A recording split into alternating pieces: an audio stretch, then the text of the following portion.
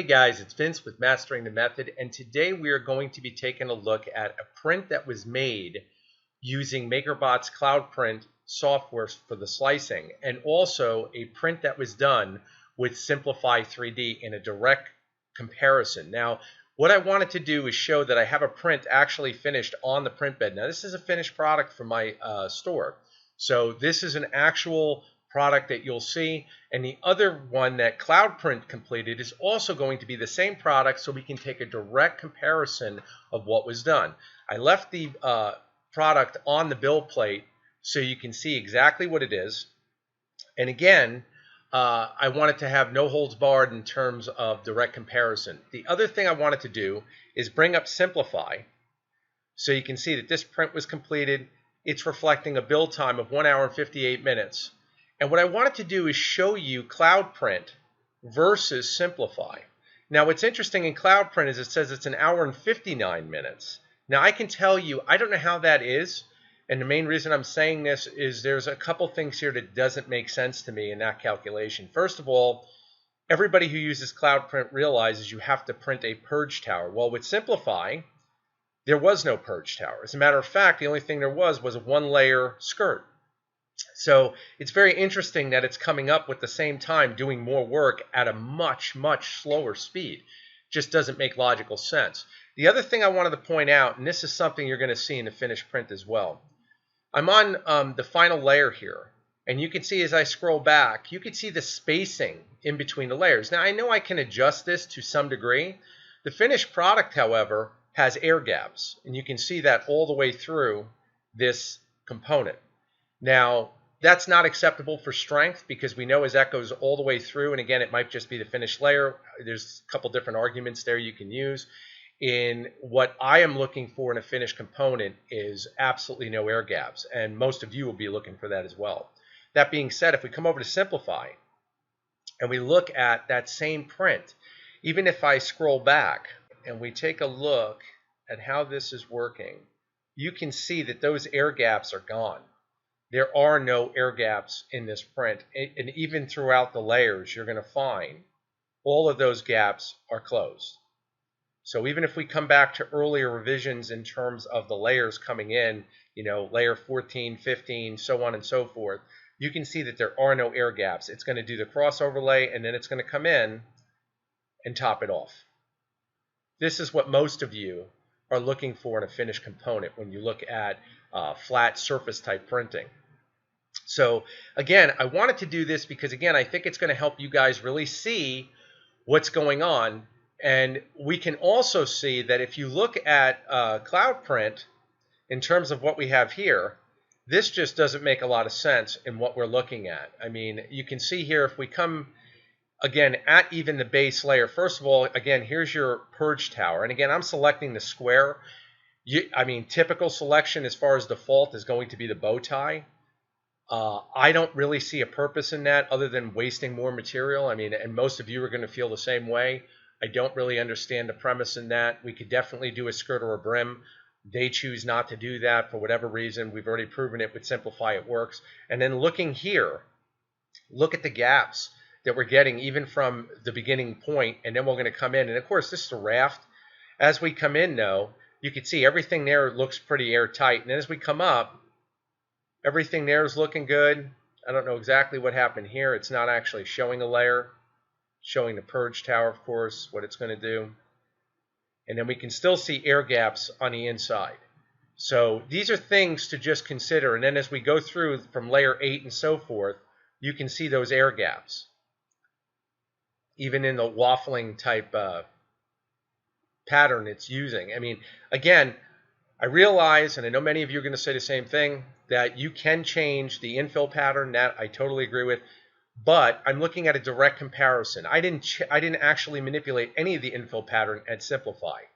And if you guys are looking for a finished print, in my eyes, if you look at how clean this is, what's amazing is how clean it resembles in the software and how the part actually comes out literally as the software, what most of you would expect. So again, I hope that this direct comparison, at least in what we're seeing here through Makerbot, Cloud Print, and looking at Simplify tells you a lot.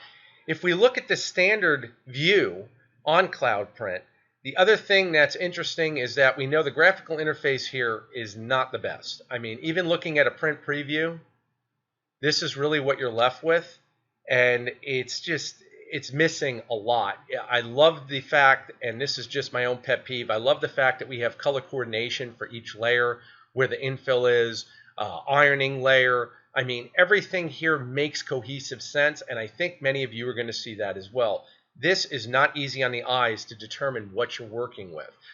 And like I said, looking at this for an hour and 59 minutes, and then coming over here to Simplify and looking at an hour and 58 minutes, and there's much less work going on here in prep, it tells us a lot. So, you know, looking at that, you have to ask yourself, how honest are these times? I mean, I don't know the exact time, I'm going to be honest, because I printed this part a while back with Cloud Print, but I can tell you right now, at the speeds I'm printing with Simplify, I was never able to achieve those speeds with Cloud Print, ever. I believe the maximum speed, and this is no exaggeration, I was able to achieve with Cloud Print, I believe was 15 millimeters a second, which if I went faster than that, I would really be pushing the barriers on maximum amounts of ooze and different things that would occur within the software, leaving print anomalies. And again, many of you don't want that. You're looking for a perfect print. Again, here we see a finished product. This makes total logistical sense. You be the judge. And I'm going to show you once again the finished products as we go through, so stay tuned. Okay guys, now we're looking at the method. We have our finished component in the printer. I did not touch anything, so you can see the exact finished product I was able to achieve. One thing I want to point out is I've got the sensor up to show you, the sensor screen to show you filament bay 1 and the humidity. Now I did that drying cycle in that previous video, and I'm going to show you a method that I use to continuously decrease the humidity. And this will make total sense to many of you who are not novices, to guys who are just learning. It's really going to take your prints to the next level and do it in a way that is not going to take any more time. You can definitely see the PVA has a very large amount of humidity because I don't use that filament much and I haven't dried it. And you can see right here the nylon carbon that went through the drying cycle, and then using my desiccant method, you can see where I'm at right now, which is fantastic. Here's the finished print. I'm going to pull it out of the printer while she's filming. You're going to see exactly what I was able to achieve. Now this print is from Cloud Print software, and I'm going to cover this in a minute, but first we're going to look at this. You can see here, of course, I want you and I'm just going to let you look at the top surface. This looks like glass. This is very rigid. And I'm letting you see those rigid lines in comparison to this. And the finish is pretty amazing. I mean, I don't know what else to say. This looks like it came out of a blow molder. I'm just going to pop this off. You can see how easy I released it. We can see our finish. Again, we have some glue over here, just glue residue. This actual piece came in from the skirt, which is totally acceptable. I can definitely deal with that. We'll just take this, and you've got a perfect finished part. And you can see for yourself direct comparison.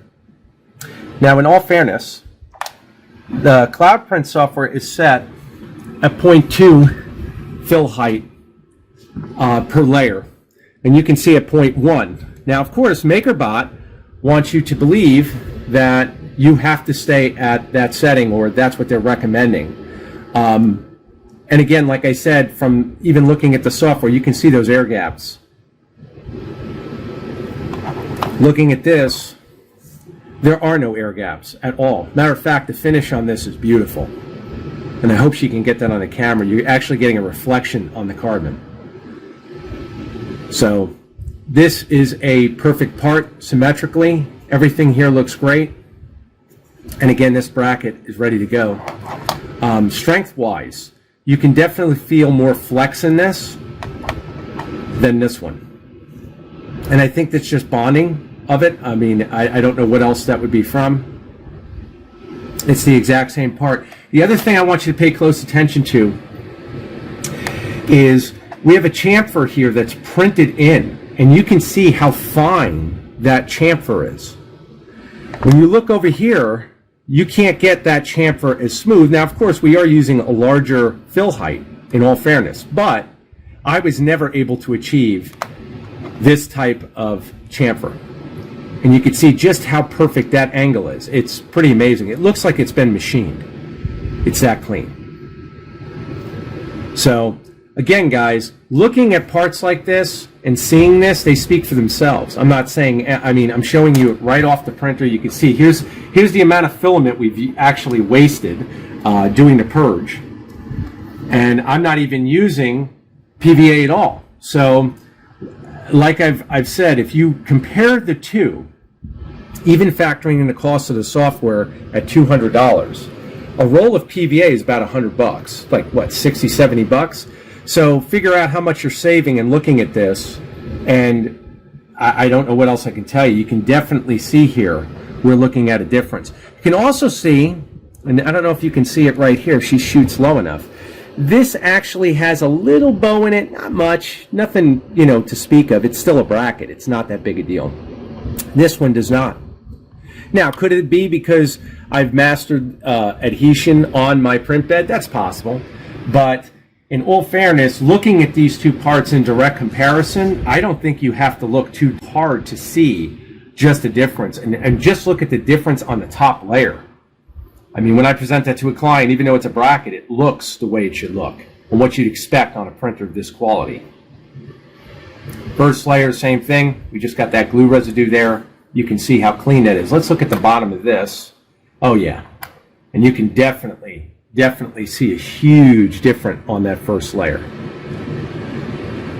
See, I think these kind of videos, at least to me, make more sense in terms of showing you actual components. I'm not big into printing fantasy things and all that. I use this printer, like most of you, for usable components, functional components.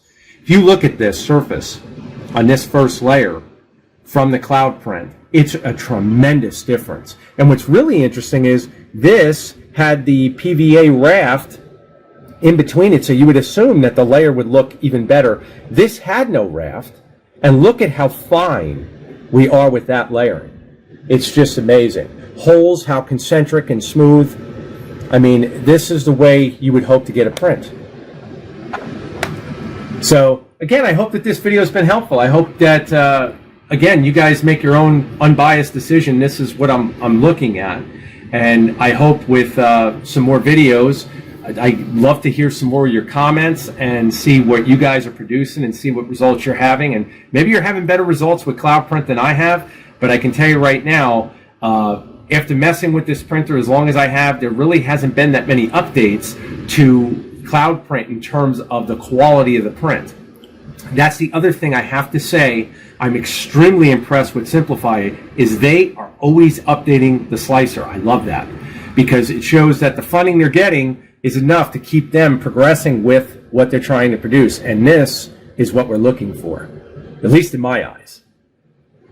So again, guys, I thank you for your support. Please, of course, post some comments, like and subscribe. Take care.